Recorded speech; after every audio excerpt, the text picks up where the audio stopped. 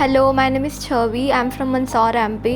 मैं अपनी पूरी फैमिली के साथ थी। हम लोग घोड़े पे बैठे हुए थे, तो जैसे ही ऊपर से पत्थर गिरना चालू हुआ, मेरा घोड़ा इधर उधर दौड़ने लगा और ऊपर से मैं नीचे गिरी और ऊपर से पत्थर आके गिर गया। मैं अकेली थी वहाँ पे जिसके ऊपर आके पत्थर गिर गया। जैसे ही सबने देखा तो 3 अंकल और मेरे मामा थे, तो वो मुझे वहाँ पे नियरेस्ट हॉस्पिटल गौरीकुंडी था जहाँ पे ये सब हुआ, और फिर वहाँ से मुझे डायरेक्टली रेफ़र कर दिया था श्रीनगर।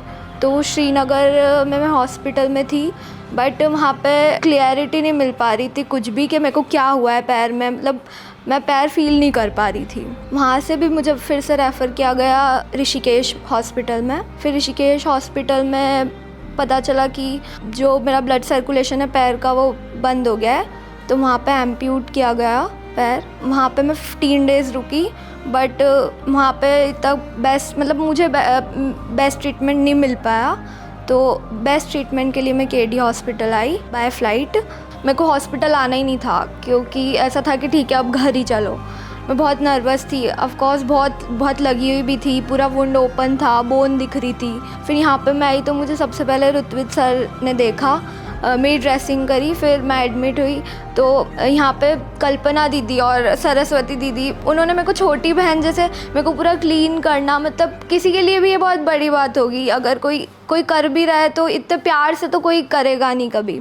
ऋत्विज सर और अतीत सर ने मेरे को अपनी बेटी की तरह ट्रीट किया, बेटी की तरह समझ के उन्होंने मेरी ड्रेसिंग करी। अभी कल वो जब मेरी लास्ट ड्रेसिंग करने आए थे, बड़ी मम्मी ने बोला कि तेरे को डर लग रहा है, तू हनुमान चालीसा बोल।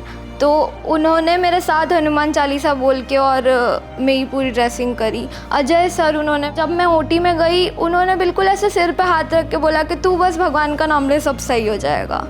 और उन्होंने भी बिल्कुल बेटी की जैसे, मतलब मुझे कभी फील ही नहीं हुआ कि मैं किसी डॉक्टर से बात कर रही हूँ। ऋत्विज सर आते थे, नाक खींच के जा रहे हैं, हंसी मजाक करके जा रहे हैं। उन्होंने बहुत प्यार से रखा, मेरे को बिल्कुल ठीक किया। अभी मैं बहुत खुश होकर घर जा रही हूँ, फिर जल्दी यहाँ पे चल के वापस सबसे मिलने आऊँगी। આજે પેશન્ટ છે 17 વર્ષની દીકરી હતી, એ કેદારનાથ ગયા હતા ને ત્યાં લેન્ડસ્લાઇડ થવાના કારણે એને ડાબા પગમાં ક્રશ ઇન્જરી થઈ ગઈ, અને જે પ્રમાણે આગળ ટ્રીટમેન્ટ કરાવીને આવ્યા એ પ્રમાણે એ પગ બચી શકે એવો નહીં હોય, એટલે ત્યાં બીજી બહારની હોસ્પિટલમાં 2 ઓપરેશન કર્યા અને ડાબો પગ એનો ઢીંચણની ઉપરથી પગ કાપ્યા પછી જે ઘા હોય એ આખો ખુલી ગયો હતો, અને બોન પણ એક્સપોઝ થયેલા હતા, ફીમર બોન હોય. અને જ્યારે પેશન્ટ આવ્યું ત્યારે થોડું પ્રોટીન ઓછું હતું, સેપ્ટિસિમિયા પણ હતું. 17 વર્ષની છોકરી હતી, ખોરાક ઇમ્પ્રૂવ કરવો પડે, સેપ્ટિસિમિયામાંથી બહાર લાયા આપણે એને, અને લાંબો ટાઈમ ડ્રેસિંગ ચાલુ રાખ્યા.